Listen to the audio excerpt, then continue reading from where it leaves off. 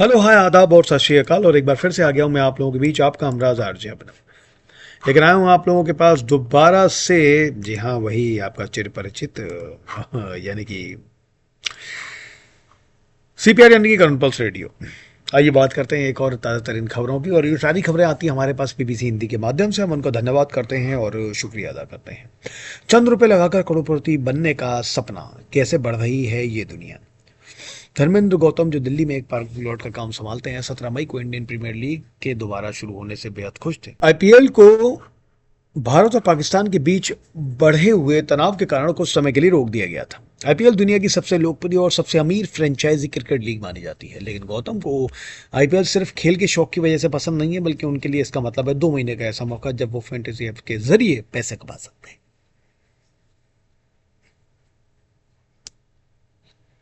गौतम कहते हैं, खेल का रोमांच और जीतने की उम्मीद ही मुझे इससे जोड़े रखती है। फैंटेसी गेमिंग ऐप पर लोग असली खिलाड़ियों की अपनी टीम बनाते हैं। ये खिलाड़ी जैसे जैसे असली मैचों में प्रदर्शन करते हैं, वैसे ऐसे यूजर्स को पॉइंट मिलते हैं।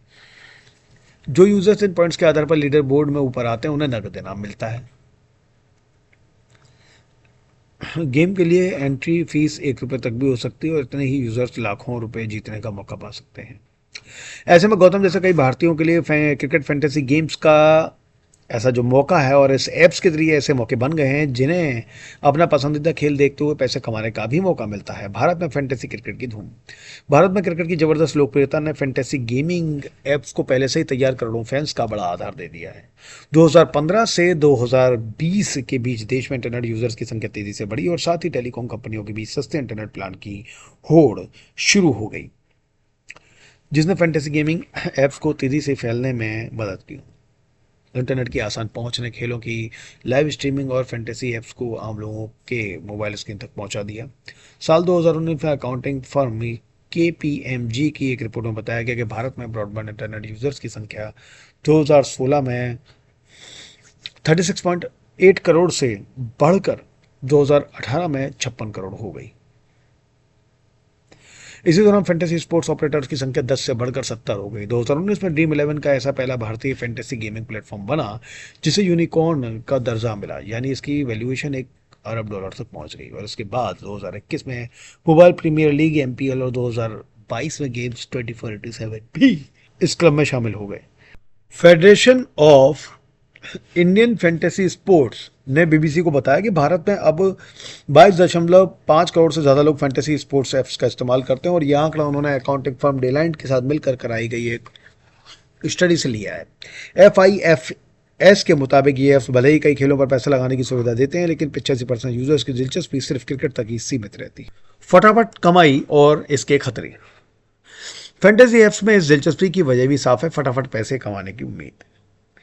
दिल्ली के स्पोर्ट्स जर्नलिस्ट सिद्धार्थ आने का कहना है कि इन गेम्स को इस तरह डिजाइन किया गया है कि लोगों को जीत की उम्मीद आकर्षित करें। भारत में ज्यादातर क्रिकेट से ये सब जुड़ा हुआ है, लेकिन अभी ये दूसरे खेलों तक भी फैल रहा है और जल्दी पैसा मिलने का लालच इसकी सबसे बड़ी ताकत है। उत्तर प्रदेश के मिर्जापुर की एक स्थानीय अदालत में क्लर्क का काम करने वाले दयाराम की कहानी इसी आकर्षण को और मजबूत बनाती है। इस साल अप्रैल में दयाराम ने 3 करोड़ रुपए जीते थे। लखनऊ सुपर जायंट्स और पंजाब किंग्स के बीच खेले गए एक आईपीएल मैच में वो ड्रीम 11 ऐप के लीडर बोर्ड में टॉप पर रहे। दयाराम ने बीबीसी से कहा, मैं पिछले 2 साल से खेल रहा हूं, लेकिन ये पहली बड़ी जीत है। मुझे बहुत खुशी हो रही है और अभी भी यकीन नहीं हो रहा। दयाराम ने आगे कहा कि वो इस पैसे से अपने परिवार के लिए घर बनवाना चाहते हैं। अब दोबारा खेलने का कोई इरादा नहीं है, इसमें हार भी सकते हैं। हालांकि दयाराम का मामला फैंटेसी गेम्स की जीत हार की आम तस्वीरें नहीं दिखाता है। दिल्ली में कॉन्ट्रैक्ट पर काम करने वाले मोहम्मद रकीब की कहानी इस अनुभव को ज़्यादा ईमानदारी से सामने रखती है। वो कहते हैं, मैं हर एक आईपीएल मैच के लिए फैंटेसी टीमें बनाता हूं, लेकिन आज तक कभी कोई इनाम नहीं जीता। धर्मेंद्र गौतम भी मानते हैं कि फैंटेसी गेमिंग ऐप्स पर जीतने की संभावना बहुत कम होती है, लेकिन फिर वो बताते हैं कि उन्हें इससे जोड़े रखने वाली चीज़ क्या है। धर्मेंद्र कहते हैं कि रोमांच और उम्मीद बहुत ज़बरदस्त होती है। भले ही जीतना हो, लेकिन ऐसा लगता है कि शायद अगली बार हो जाए। मैं भले ही 3 करोड़ ना जीतूं, लेकिन हमने लोगों को 300 या 500 रुपये जीतते हुए देखा है। केपीएमजी की रिपोर्ट में बताया गया कि जिन लोगों की सालाना आमदनी 3 लाख रुपए से कम है, उनमें 40% लोग हफ्ते में 5% से ज़्यादा फैंटेसी स्पोर्ट्स खेलते हैं। वहीं जिनकी आमदनी 10 लाख रुपए से ज़्यादा है, उनमें इस तरह की भागीदारी सिर्फ 12% में देखी गई। खास बात यह है कि 3 लाख रुपए से कम कमाने वालों में 39% ने कहा कि पैसे जीतने का मौका उनके लिए इन गेम्स में हिस्सा लेने की सबसे बड़ी वजह है। इसके उलट 10 लाख रुपए से ज़्यादा कमाने वाले लोगों में सिर्फ 25% ने इसे अपनी प्रेरणा बताया। हालांकि इन ऐप से जुड़ी पैसे की उम्मीद कई बार दुखद मोड़ तक भी पहुंच जाती है। फैंटेसी गेम्स में भारी नुकसान के बाद आत्महत्या की कई घटनाएं सामने आई हैं।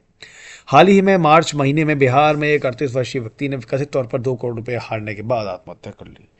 घटनास्थल से मिले एक नोट में उन्होंने अपनी इसी लत के लिए फैंटेसी क्रिकेट को जिम्मेदार ठहराया। ये लत उन्हें कोविड महामारी के दौरान लगी थी। डॉक्टर मनोज कुमार शर्मा, जो SHUT service for healthy use of technology नाम की मानसिक स्वास्थ्य क्लिनिक चलाते हैं, उनका कहना है कि महामारी के बाद से फैंटेसी गेम्स के लिए लोगों की रुचि तेजी से बढ़ी है। मनोज कहते हैं, भ्रम होता है कि सब कंट्रोल में है। लोग सोचते हैं कि वो जीत सकते हैं, लेकिन बार बार हार से मानसिक और व्यवहारिक दिक्कतें हो सकती हैं। गेमिंग ऐप से जुड़ी आत्महत्याओं ने कुछ राज्य सरकारों को कार्रवाई के लिए मजबूर किया। 2022 में तमिलनाडु के मुख्यमंत्री ने इस मुद्दे की जांच के लिए विशेष समिति गठन करने की घोषणा की थी और उसी साल मध्य प्रदेश के गृह मंत्री नरोत्तम मिश्रा ने कहा था कि इनकी सरकार ऑनलाइन गेमिंग को नियंत्रित करने के लिए कानून बनाएगी। विशेषज्ञ मानते हैं कि फैंटेसी गेमिंग को जोखिम भरा बनाने वाली सबसे बड़ी वजह है इसका सही तरीके से रेगुलेशन नहीं होना। आत्महत्या एक गंभीर वैज्ञानिक और सामाजिक समस्या है। अगर आप भी तनाव से गुजर रहे हैं तो भारत सरकार की जीवन साथी हेल्पलाइन 1800233330 से मदद ले सकते हैं। आपको अपने दोस्तों और रिश्तेदारों से भी बात करनी चाहिए। रेगुलेशन पर अब भी स्थिति साफ नहीं है। पिछले कुछ सालों में फैंटेसी रिपोर्ट्स को रेगुलेट करना एक बहस का मुद्दा बना हुआ है। ओडिशा, असम, आंध्र प्रदेश और तेलंगाना जैसे कम से कम 4 राज्यों ने जुआ विरोधी कानूनों के तहत इन ऐप्स पर पाबंदी लगा दी है। लेकिन इन प्रतिबंधों की वैधता पर सवाल इसलिए उठते हैं क्योंकि ये तय करना अब भी विवाद का विषय है कि फैंटेसी स्पोर्ट्स कौशल का खेल है या किस्मत का। कौशल आधारित खेलों में रणनीतिक निर्णय लेना, टैलेंट और जानकारी शामिल होते हैं। इसके उलट किस्मत पर आधारित खेल पूरी तरह भाग्य पर निर्भर करते हैं। टेक्नोलॉजी और गेमिंग मामलों के वकील जयसेठा कहते हैं, कई हाई कोर्ट ये फैसला दे चुके हैं कि फैंटेसी स्पोर्ट्स कौशल पर आधारित खेल है और उन्हें जुए की कैटेगरी में नहीं रखा जा सकता है। सुप्रीम कोर्ट ने भी इन फैसलों में से कुछ को बरकरार रखा है। ऐसे में राज्य सरकारों और केंद्र पूरी तरह से इन ऐप्स पर बैन नहीं लगा सकते।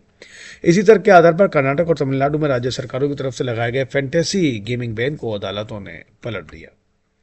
वहीं केंद्र सरकार ने 2023 में फैंटेसी गेमिंग ऐप्स के इस्तेमाल को कम करने के लिए इनाम पर 28% GST लगा दिया। ये टैक्स दर शराब और तंबाकू जैसी चीज़ों के बराबर है।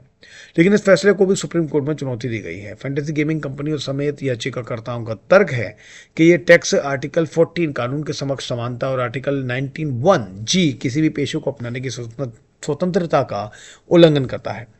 2023 में ही भारत सरकार की इंफॉर्मेशन टेक्नोलॉजी ने ऑनलाइन गेमिंग इंडस्ट्री के लिए एक नेशनल रेगुलेटरी फ्रेमवर्क का नोटिफिकेशन जारी किया था। लेकिन इस ढांचे के तहत जिन सेल्फ रेगुलेटरी बॉडीज को बनना था वो अब तक अस्तित्व में नहीं आ सके हैं। FIFS ने BBC को बताया कि फैंटेसी गेमिंग प्लेटफॉर्म्स ने जिम्मेदार गेमिंग के लिए कई मजबूत कदम उठाए हैं।